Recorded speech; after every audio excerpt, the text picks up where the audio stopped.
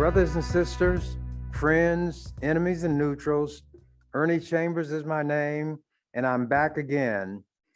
I turned on television, I watched the news, and what to my wondering eyes should appear, and what to my unbelieving ears should hear, my ears hear. This white woman, a member of Congress, at a rally with Donald Trump, the Grand Dragon of the Ku Klux Klan, she said that the Supreme Court decision overturning a woman's right to have an abortion is for white life. White life. It was a decision for white life. And when what she should have anticipated, the kick came back, she then had to cover her tracks. So these kind of people always have somebody with a shovel to try to clean up the manure that they leave behind themselves. So her publicity woman said, well, she misspoke. She meant to say right to life. Now, you don't even form your mouth the same way to say white life and right to life. But this is how transparent, how bodacious these white racists are, and they're everywhere, everywhere. Not every white person is a functioning and practicing racist. There are some who are racist, but they don't act on it. Now, these people who do these kind of things and make these kind of statements do not want it taught in the schools about what racism is, even though we experience it in our lives every day.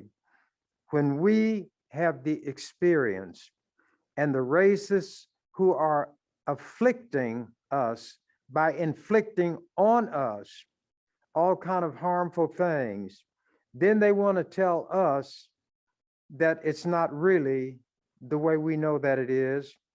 Then we begin to understand that when a white person comes and supposedly is an ally, they've got to put up something other than words, because they might be laughing behind their hand, talking about you behind your back, and trying to undermine you. Now, as a Black man who will have his 85th birthday, July 10th, I've seen a lot of things, I've heard a lot of things, and I've been functioning around white people all my life. From the time I was in elementary school, through Tech High School, Creighton University, Creighton Law School, US Army, white people control everything. A white person is a white person is a white person. They come up from childhood with these notions, and that's why they will say things, some of them, and say, well, I didn't even realize it was wrong. Some of them are telling their brand of truth. They did not realize some things were as racist as they are because they picked it up in church, at home, at school, at play. But here's the way we have to look at it, brothers and sisters. If somebody runs over your foot with a vehicle, it matters not if they're the best of Christians, if they're not cruel to animals, if they don't beat their spouse or try to poison their spouse, all of that is irrelevant. What did they do to you? They drove the car up on the sidewalk and ran over your foot, saying, oops, I'm sorry, won't get it. We have to wake up and hear the birds sing, wake up and smell the coffee. And I'm going to start this with my reading because I have some things I'm going to read today. An interview from November 23rd, 1992, that was being conducted by a writer with the Lincoln Journal-Star, and he still is there now. His name is Don Walton. Ernie Chambers, Malcolm the Man. Let's talk with Ernie Chambers about Malcolm X. Malcolm the Man and the message not the movie. Chambers had not yet seen Spike Lee's film when we sat down to talk. Malcolm has always been the man Chambers most identifies with. He met him once, spent about 6 hours with him in Omaha one summer day in 1964. Chambers was 26. Malcolm had less than a year to live. Malcolm's message is still the right message today, Chambers. That's what I said in 1992.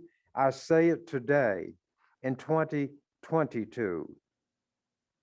If white Americans come out of the movie feeling comfortable with Malcolm, they didn't hear the message very well, Chambers said. Malcolm wanted white people to feel uncomfortable about racism in America. Quote, "They're not comfortable with me," Chambers says. If they're comfortable with Malcolm, they definitely did not understand his message. What he spoke was the principles according to which I have directed my life and was living that way with these ideas before I ever knew Malcolm X existed.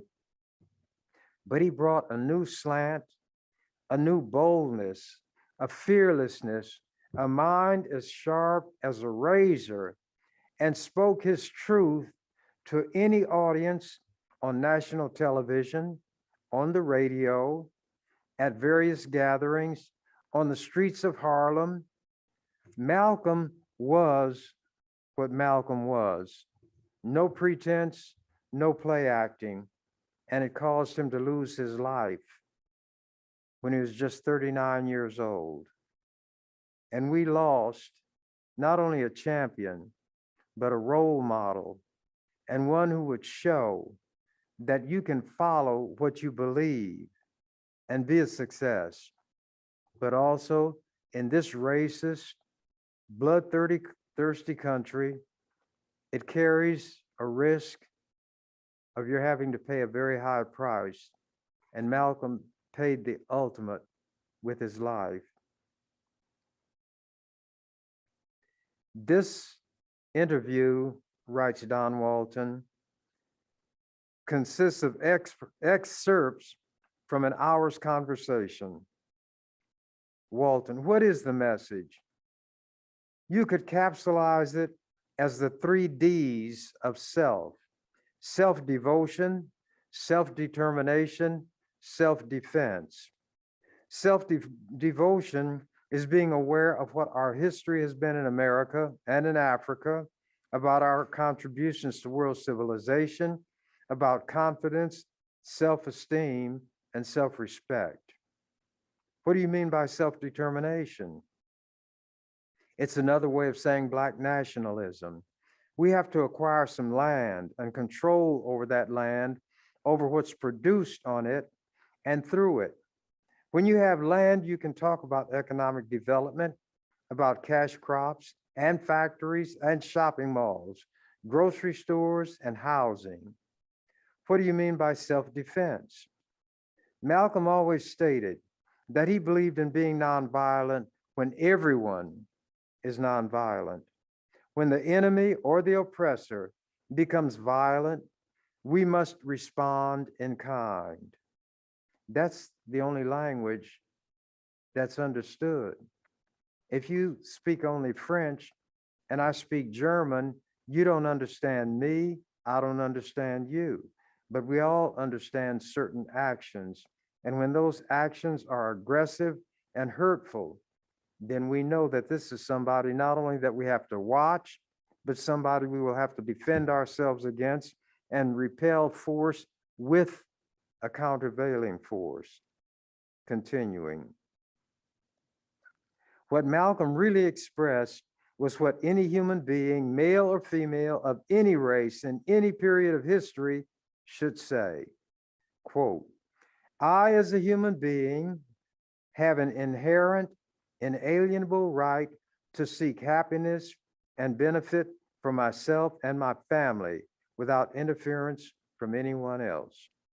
Is Malcolm's message clearly understood today?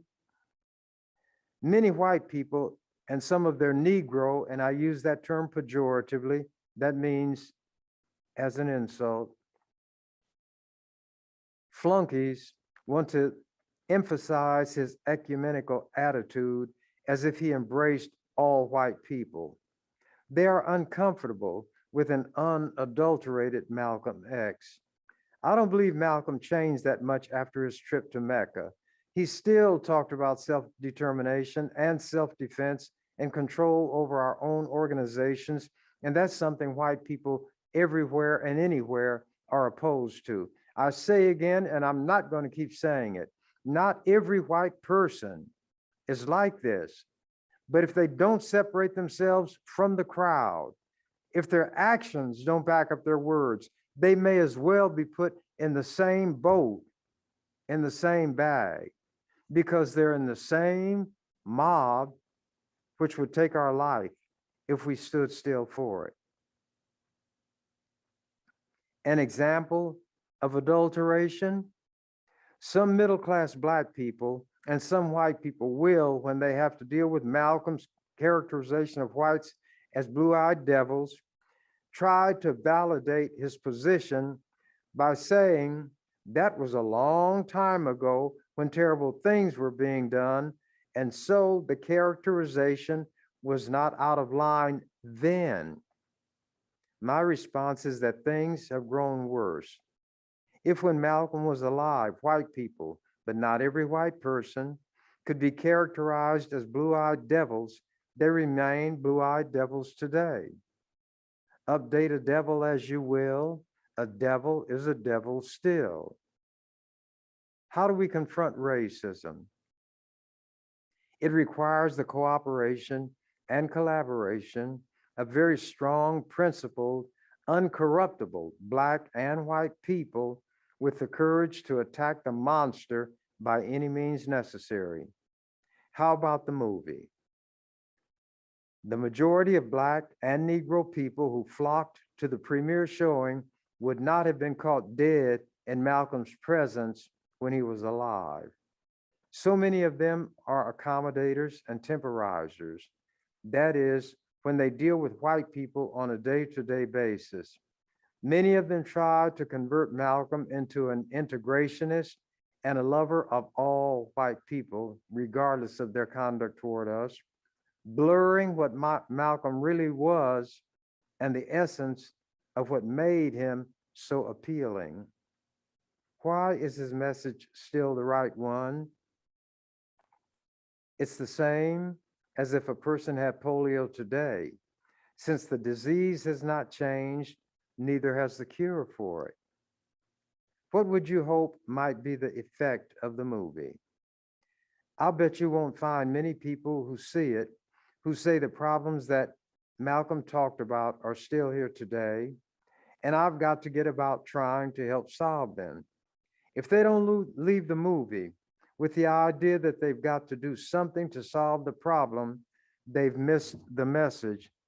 And people like Malcolm do not live a long life as I wish they should. When the Supreme Court overturned the right of a woman to have an abortion, they became those who are on crotch watch. Their nose is always sniffing around a woman's private parts. They're always concerned about what's going on in a bedroom, and yet they don't have what it takes to mind their own business. If they minded their own business, they wouldn't have time to get into everybody else's. And Uncle Tom Clarence Thomas did tip their hand. He said that abortion, the guy who wrote the opinion was Alito. Ford joined him in overturning Roe versus Wade.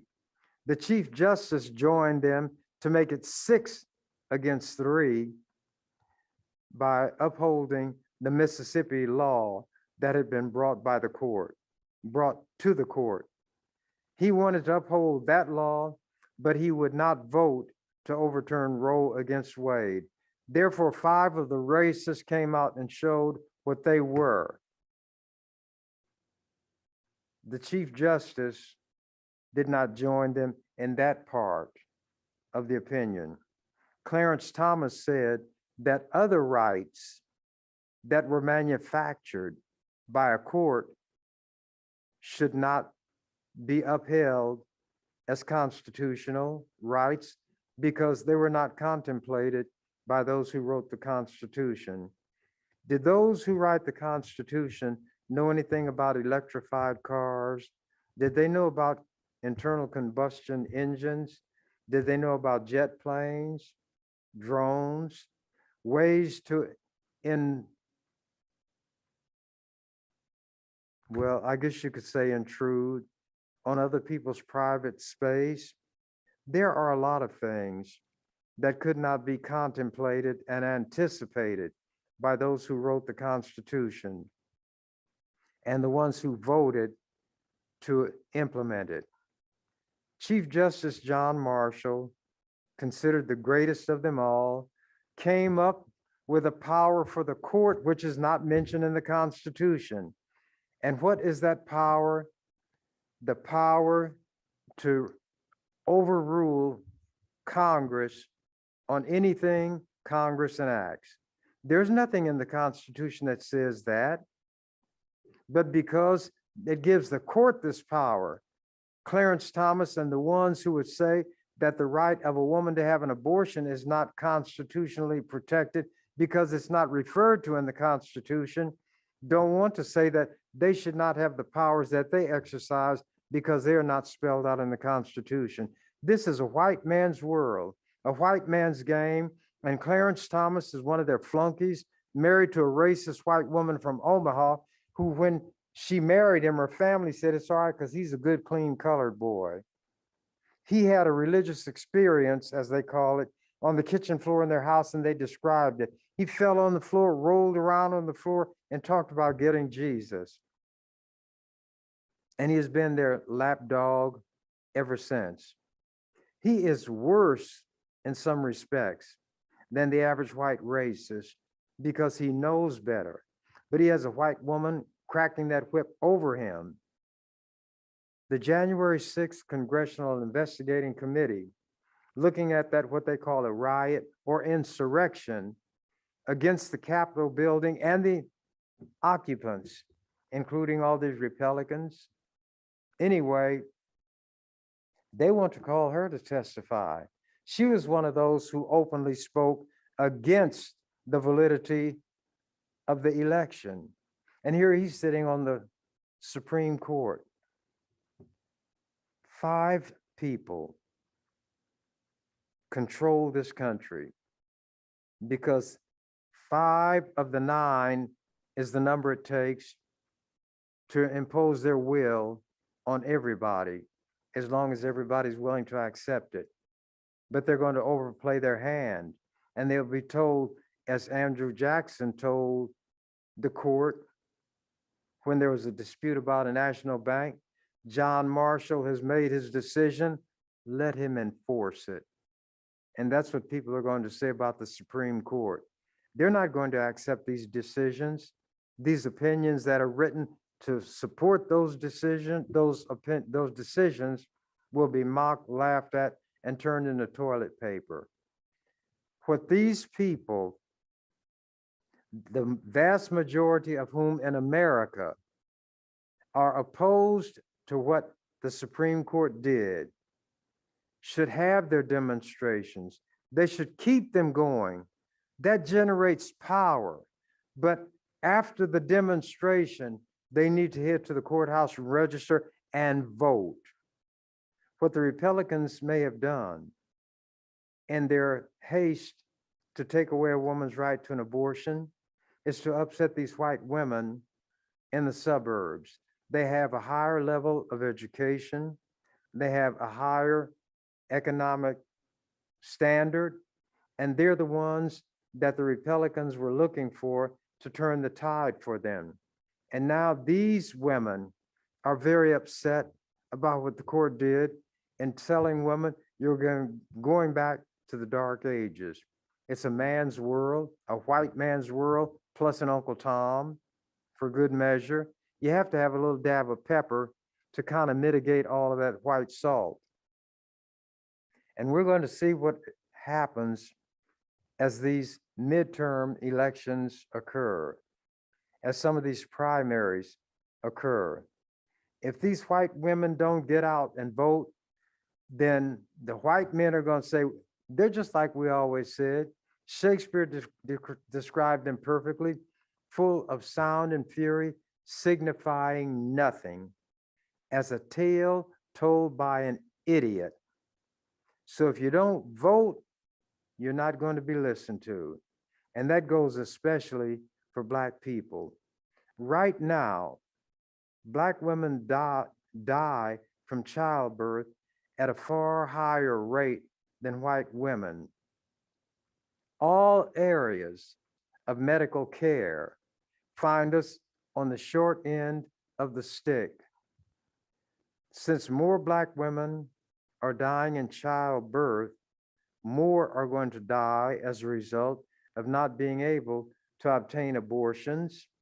And if they have a medical condition, these white doctors don't have to work with them on a doctor-patient relationship, because they could say, well, I don't know if this baby is lost, this fetus. They might say that I performed an abortion and I'll go to jail, so I'm sorry, but I can't handle your case. And they can hide their racism behind that opinion, that decision handed down by the Supreme Court when they overturned Roe versus Wade. We have to learn to look beyond the surface, see what is under the hood of the car, what the engine looks like, what it is inside that engine that generates the power, that turns the motor, and the parts that are necessary to allow the car to move. We get caught up on the appearance. If we don't register and vote intelligently, then the good old days, as white people will call them, of lynching, I assure you, will return.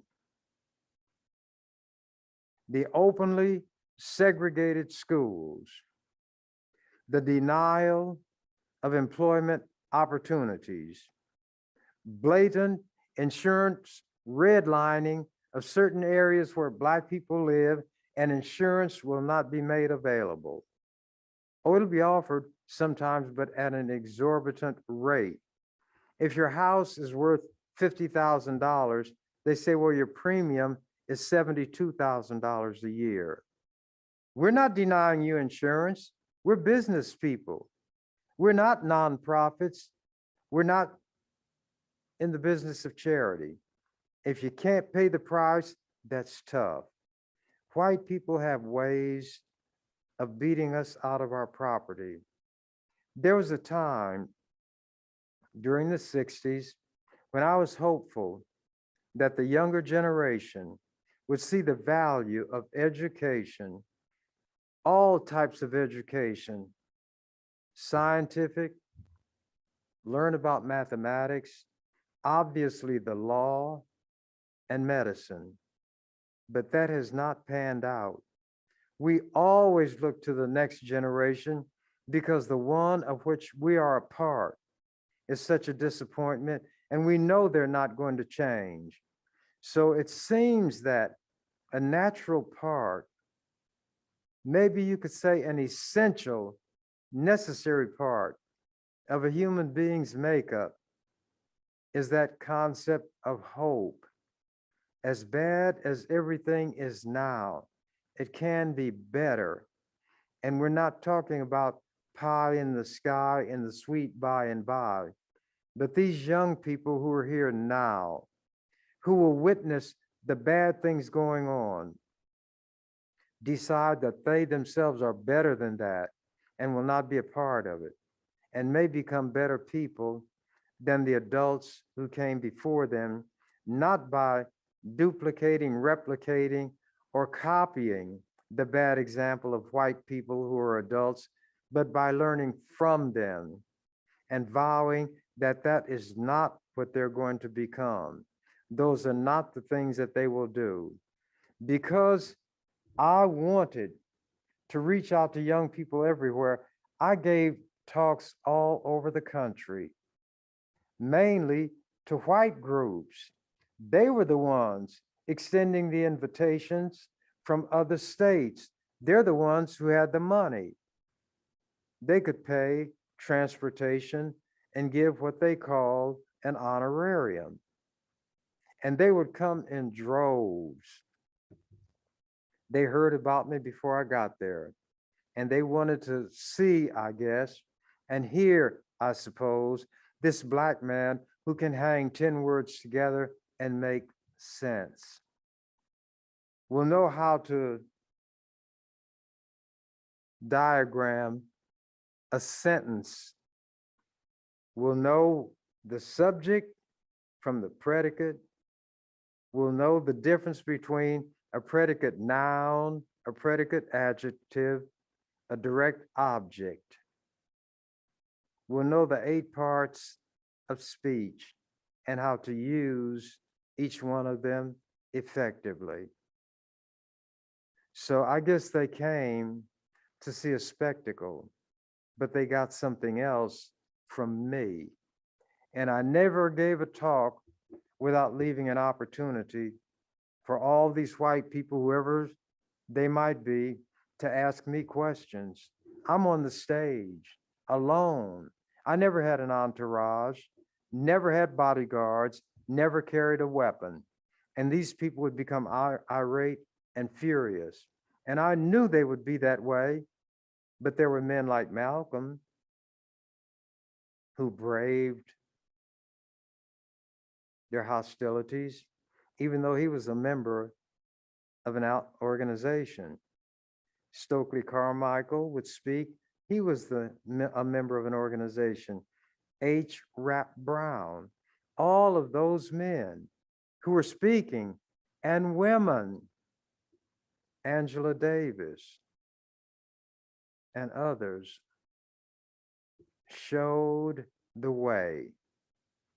If words could be a change maker, things would have changed. But we have to find receptive people who are willing to act on these fine principles that everybody talks about. So I told the people in the audience, I agree with Malcolm. The only stupid question is the one that's not asked. If I open myself to your questions, ask me anything you want to. And it's up to me to winnow this stuff and decide which ones I will answer and how I will answer them. Some questions were so obviously ridiculous on their face that the person wanted to use the form of a question to make a statement. And I would say the answer to what was given here is not as a response to a question to give information, but rather to counteract what he or she thought he or she was so cleverly saying by putting it in the form of a question. Those of us who have minds are sharper than white people because it is necessary for us who are put in the role of the prey to understand the predator. If the predator doesn't get this rabbit, there will be another one coming along.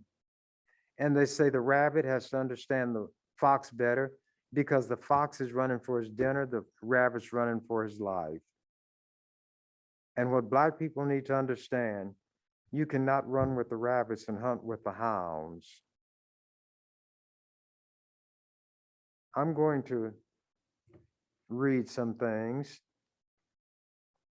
Here's how this article is summed up, and it's kind of appropriate. It was dated March 30th, 1990. In the end, Senator Ernie Chambers of Omaha remained the uncrowned but undisputed champion of the rules of the legislative arena.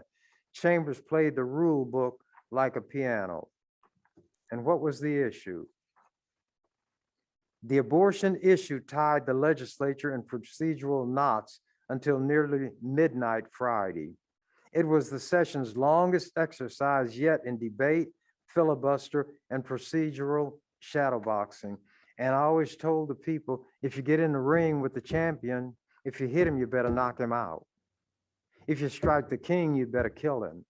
So know what you're doing when you launch hostile action and know against whom it is you're launching it. In the end, Senator Ernie Chambers of Omaha remained the uncrowned but undisputed champion of the rules of the legislative arena. He successfully led the effort Friday to stop anti-abortion proponents from winning a vote on a bill that would require that a parent be told before a minor has an abortion. When some pro-choice lawmakers thought a compromise was in order, Chambers played the rule book like a piano, never allowing the compromise plan to come up. I knew how to use the rules when it made a difference. The imbroglio began about 10 a.m. in the morning and ended at 11:19 p.m. and I was there the whole time on my feet. Senator Bernice Lebeds of Omaha and others who oppose abortion wanted to gut another bill and insert provisions of a parental notification measure, which has stalled at the first stage of floor debate, and force a final vote on the measure by putting it in another bill. They learned that from me, but they didn't know how to do it, and they couldn't get it done because they just came with that. They knew that when I'm in action, we're dealing with something here, but I'm looking at everything on this table, everything in the room and the building. And this that happens now happens in a context. If you get the vote you want today, you may not get to vote on it again during the whole session because all these other bills are going to be my target. And unlike cowardly white men, I would not back down. If I said I'm going to do it, they knew they could take that to the bank. And they wished that I was not so adamant, I was not so relentless, that I was weak. These are the things they wished for and hoped for, but they never got it from me. And it's why I got things done that nobody else did. Continuing, by 9:30 p.m., it became obvious that the chances of the anti-abortion forces carrying the day were all but nil. Quote, "We're still here," said Senator John Lindsay of Omaha. "Unfortunately, reason left a long time ago." Lindsay favored the move to force a vote on the parental notification bill. Senator Howard Lamb of Anselmo said the pro-choice legislative minority was thwarting the will of the lawmaking majority. Well, I'm sure Jews were hoping that there'd be somebody to thwart what the Nazis wanted to do to them. The mere fact that the numbers are excessive doesn't mean that what the numbers want to do is right. It means that if they have enough numbers, they can force people who don't want to do it. They can impose their will on people who are not willing. Senator David Landis of Lincoln, however, said yielding to the majority on the parental notification bill would do far more harm than good for disadvantaged young women and would be like acceding to a majority wish to require Black people to ride in the back of the bus. Several lawmakers, including Senators Diana Shimmick and Don Wesley, both of Lincoln, said parliamentary maneuvering could continue endlessly and the abortion issue should be set aside so other measures could be considered. And who do you think they had in mind and would be looking at when they said this maneuvering can go on endlessly? The man who would carry it on by himself, knew how to offer motions, how to offer amendments, knew how to offer what are called priority motions to put me ahead of the line so that I could attempt what I wanted before anybody else by learning their rules. They wrote the rules, but they didn't understand them and they didn't know how to use them and they didn't have to worry about them. See, white people's interests parallel, they're side by side. They intersect and come together. They overlap. So there's always somebody white who's willing to speak up in behalf of white people's issues. They don't have to count on one or even two. With us, one was all we had. And my standard response was, if Alibaba can handle 40 thieves, I should be able to handle 48 white people. And I said it to their face. I said it in their legislative chamber, and I still got things done. I got a bill to require district elections of city councils in Omaha so that Black people in North Omaha and Latinos, Chicanos, whichever term they prefer, could elect representation of our choice. Did the same thing with the county board by district. The same thing with the school board by district. It had never been done by anybody. And it was done by one.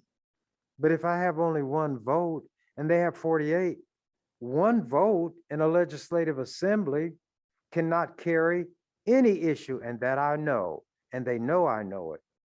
So they know that I have to find a way to get some of those votes so that I can at least have a majority of 25, 30 to override a governor, 33 to shut off debate. But what they knew I was doing was always looking beyond this one thing to other things. And that's all I'll read on that. Terry Carpenter was so strong that they called him Terrible Terry, and white people were terrified of him. This is what he said in 1975. I'd been there about 3 years. I had had a chairmanship. I was chairman of the Government and Military Affairs Committee. But white people were going to put me in my place by taking the chairmanship. White folk give it, white folk take it away. And Black man should learn his lesson and his place and stay in it. That was not for me. There was an article in the McCook Gazette and also one in the World Herald describing a talk that Terry Carpenter gave in Kearney. And Carpenter referred to politics as a dirty double-crossing racket. But here's the part that's interesting. In a remarkable speech here Thursday night, former State Senator Terry Carpenter said he believes State Senator Ernest Chambers hates whites and is a brilliant man. Governor J.J. Exon is a clever politician who could have swept over other Democrats into office with him, and politics is a dirty double-crossing racket. Speaking as the George Norris Distinguished Lecturer in Political Science at Kearney State College, Carpenter said Chambers is the one man in the unicameral who might be able to take his place if his election challenge fails. Carpenter said Chambers, quote, is one of the most brilliant men I've ever met. The only handicap is that he's Black, and the legislature unhorned him because he is Black. In other words, took my chairmanship. The legislature, Carpenter said, stripped Chambers of his chairmanship of the Military Affairs Committee, quote, because it was offended by his capabilities. He ran the committee as well as any man in the legislature ever ran a committee. Carpenter continued that, quote, I think he hates white people. I think white people give him reason to hate them. Carpenter said few legislators can be found who will, quote, get on their feet and debate with Mr. Chambers, not because he's Black, but because he's superior to them in the area of knowledge, understanding, and capability. The same speech being covered by a World Herald reporter. Terry Carpenter performed here Thursday night as the George Norris Distinguished Lecturer and singled out a former colleague in the legislature, quote, as one of the most brilliant men I have ever met, unquote. Quote, the legislature unhorned him because he is Black, Carpenter said, referring to Omaha State Senator Ernest Chambers, only Negro and only independent in the legislature. Carpenter said, quote, the legislature took the chairmanship of the committee from him because they were offended by his capabilities. He ran a committee as well as anyone in the legislature ever did it, with complete impartiality. Chambers alone was singled out for praise by Carpenter in response to a question from his audience about who should replace Carpenter as a major force in the 49-member legislature. Carpenter was the 5th annual Norris Lecturer in Political Science, sponsored by Kearney State College. In praising Chambers, Carpenter said, quote, "He's almost without parallel. I think he hates white people. I think white people give him reason to hate them. Didn't the Bible say in the mouth of 2 or 3 words, let every word be established?" They both quoted Carpenter properly. But he is brilliant. I've seen him set landmines in sequence way ahead, and they go off in sequence. Carpenter watched. Now, here's an article, really an editorial in the Lincoln Journal Star, February of 1975. I would take on the courts, the judges, and the Nebraska Bar Association. Nobody else would. I'm going to read the editorial and try not to comment and let it speak for itself. Once again, it is Senator, and they called me Ernest in those days. Once again, it is Senator Ernest Chambers of Omaha tilting with the power of the legal fraternity. In 1974, last year, perhaps by dint of his chairing the legislature's government committee and his bill shaped at hauling bar examination reforms to the legislative gateway, Chambers skillfully roused the Nebraska Supreme Court. In response, and without warning, the court one day simply directed most of the overdue improvements wanted by Chambers. I offered the bill. I chaired a committee, and they knew I would fight tooth and nail. So the Supreme Court, consisting of 7 members, the Supreme Court, not the police court, were roused to take action by the one black man in the legislature. The black man hated by most people, condemned by a lot of Uncle Toms and Jemimas, who would always ask, "What are you doing down there?" They don't read the paper, they don't pay attention.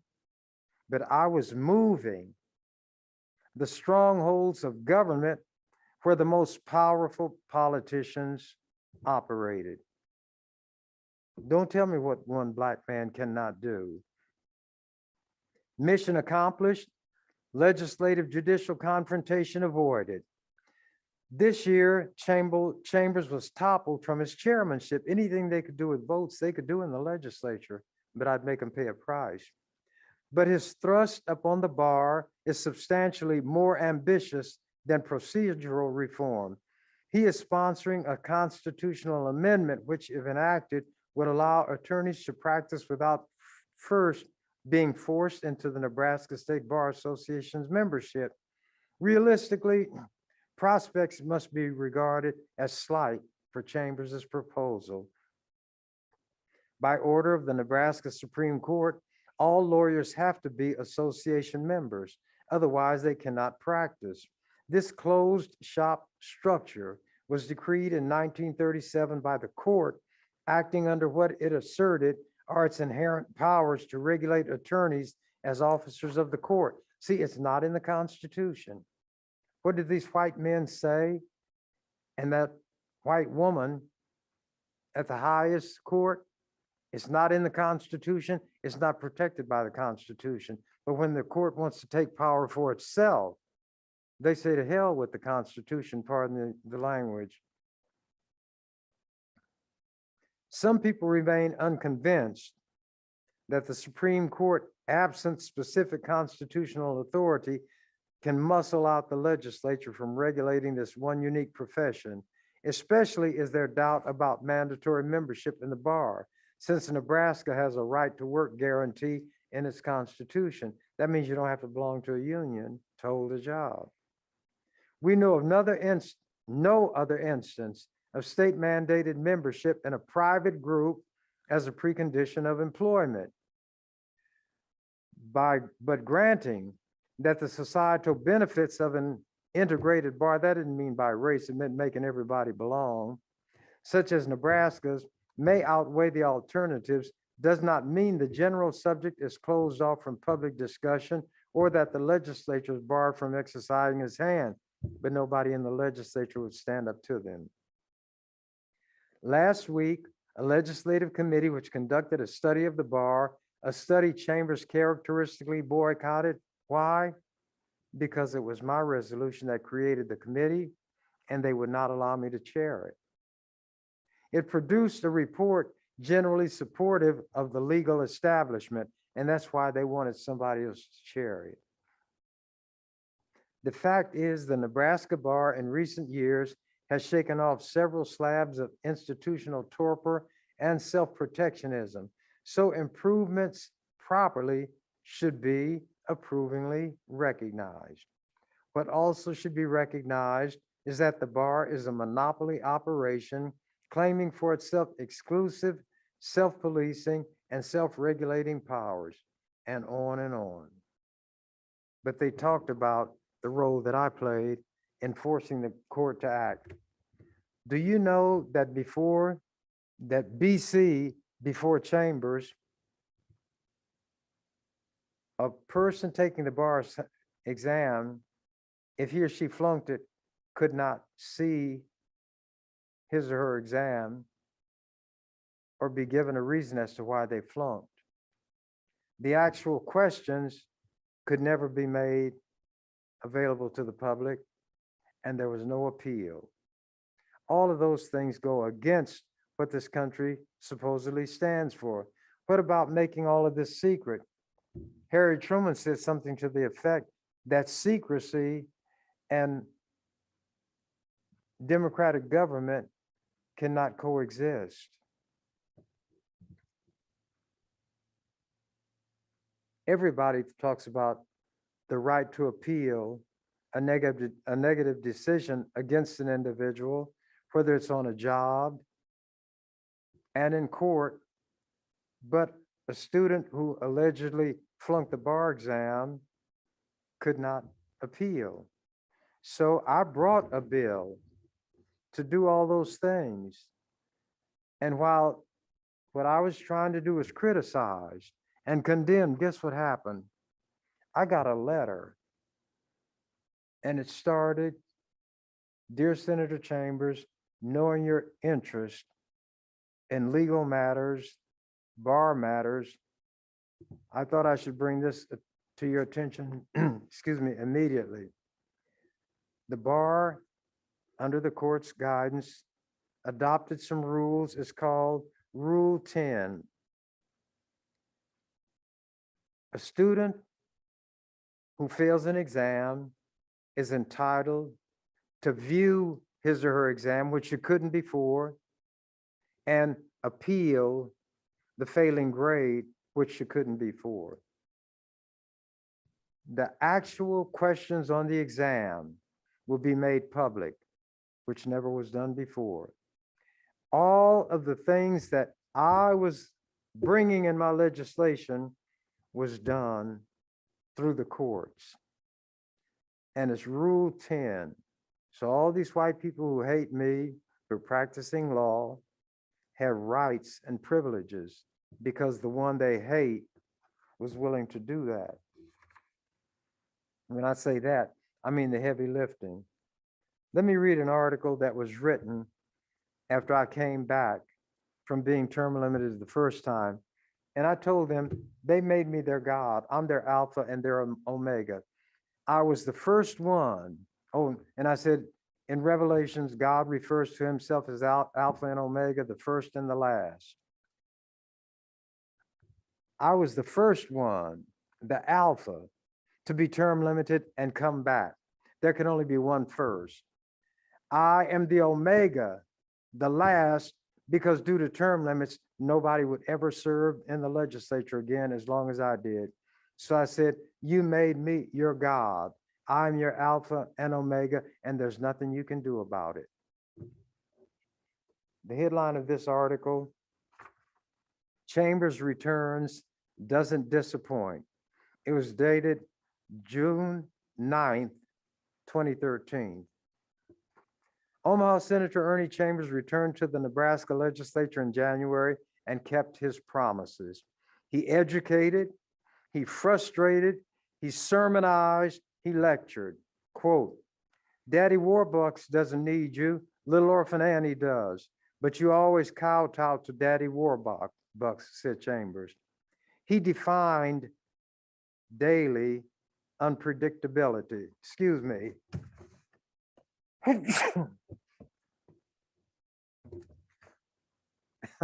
You probably never saw anybody hide a sneeze like that, did you?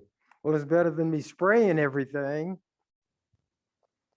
He lit up the lexicon, labeling factions of his fellow senators as cliquites, clackites, troglodytes, referring to pinhead states and pipsqueak public officials. He challenged, quote, I get sick and tired of all these hypocrites running around here talking about the federal government is too big, reduce the size of government. Then who do they go to with their hands stuck out all of the time? If there's a drought in Nebraska, who are they going to go to? Not Ghostbusters, not to the Tea Party. Early in the session, some senators who never had experienced the Ernie Chambers way, who were accustomed to quick debates and a fast-moving agenda when Chambers was not there due to term limits, ran to Speaker Greg Adams, demanding he take control of Chambers and stop his long-winded speeches. Those who know Ernie know nobody controls Ernie, Speaker Adams said. The speaker waited and watched, and it wasn't long before those senators who wanted to shut him up on one issue were yielding him time on another. I reminded those people, said Adams, see how this works? Chambers frequently sang from the session soundtrack. I call myself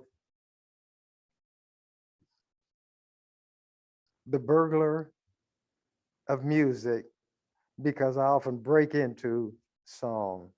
Anyway, you've got to give a little, take a little, and let your poor heart break a little. That's the end glory of the political process. The middle of the session bogged down, some believed in part because of Chambers' concern about the local option sales tax that passed in 2012 and the potential that low-income constituents would have to pay more in taxes once cities voted in the plan. The local option meant that cities could impose a sales tax if they chose to, but they didn't have to.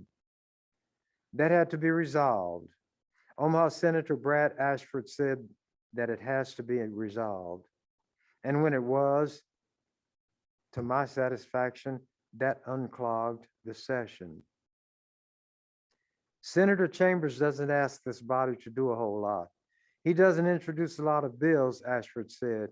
His main function is to work with the bills that are introduced by others, unquote, to point out their weaknesses, to change and improve what he can, and to kill what needs to die. I quote, I might push people to the edge of the cliff, but I won't push them over unless it's necessary, Chambers said. He returned to the Capitol because he couldn't let his legislative career end by being bounced out of office by voters who didn't like him and who didn't live in his district. They could change the state constitution by adding term limits, but they couldn't keep him out, he said. On his return, he found the legislature to be more fractured than before he left. Quote, there was more cohesiveness before among those who were backward, he said. Chambers first came to the legislature in his 30s. While he was angry at times and still is, he never was motivated by anger, he said. It consumed too much energy. Anger, the way I look at it now, it's a feeling of such indignation and outrage about something, but doesn't have to be that way. You're so upset about it that you're going to speak against it, then you're going to find a way to work against it and correct it if you can. If he could go back and advise that young Black man living in North Omaha, he said he would not try to alter his course in the least. He would let his life unfold just the way it has. And talking about me when I was young. On second thought, there is one thing he would tell him. When you go to a store that sells those short sleeve sweatshirts, buy 100 of them because they're not going to always make them. That's the regret. And I have much more that I'm not going to read, that I'm not going to talk about, because as the canary said, when they told him the door to his cage was open, I'm out of here. Thank you for watching The Ernie Chambers Show. If you'd like to make suggestions, email us at ewcfacts@gmail.com. That's ewcfacts@gmail.com. This has been an EWC Communication production.